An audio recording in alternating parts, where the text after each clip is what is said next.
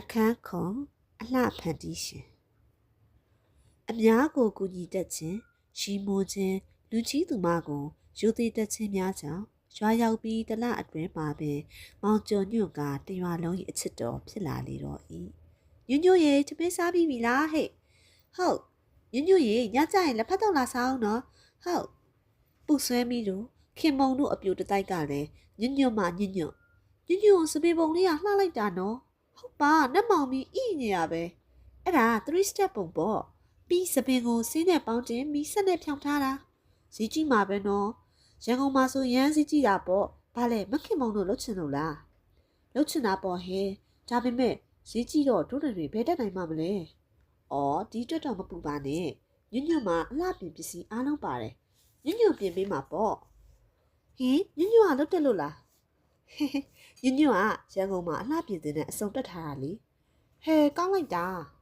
တို့ဖြင့်ကြုံတိုင်းသူအပြိုတတိုက်မှာညွန့်ခေါ်မောင်ကျော်ညွန့်အစွမ်းဖြင့်စတိုင်တွေပြောင်းကမြင်းလူငင်းရသည့်အလှပကင်းမယ်များဖြစ်ကုန်သည်ဟုတည်းဟဲပူဆွဲမိကစပင်အဖြောင်းလေးနဲ့လှလိုက်တာခင်မုံကလည်းကြော်ညာမင်းသမီးပုံတိုင်းပါလားဟဲ့ဟဲရွှေတုတ်တို့လှလာလိုက်တာလူတော်မှားသွားတယ်ဤ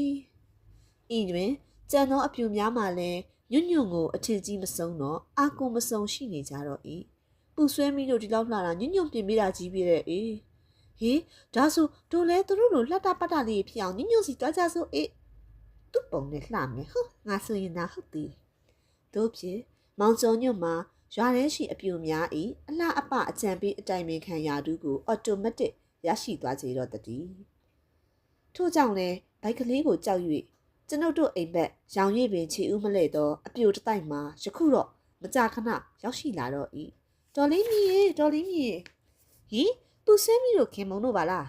ဒေါ်လေးမြည်ပူဆဲမီခင်မုံကိုဘိုက်စီလာကြတာလား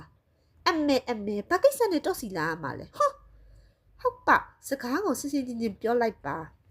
ကျုပ်တို့လာတာညွန့်ရှိလားမသိဘူးမသိလဲရတယ်ကိုပတ်တာခေါ်မယ်ညွန့်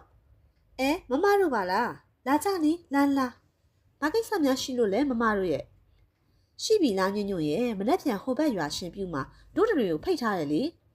တီးပြီဒီတော့အထုံးစံအတိုင်းအလှပြင်ပေးရမယ်ဆိုတော့ဟုတ်တာပေါ့ညွန့်ရဲ့စိတ်ချတခြားရွာတွေထက်သားအောင်မမတို့ပြင်ပေးလိုက်ပါမယ်တီးတယ်ဒါကြောင့်ညွန့်ကိုတို့တွေအားကိုးတာဒီကယောက်ျားစစ်ကြီးကိုအားမကိုးခြင်းအချောက်မှအားကိုးခြင်းတဲ့ကဲဟာသေစမ်းဂိမ်းအတလက်ကြီးပါလား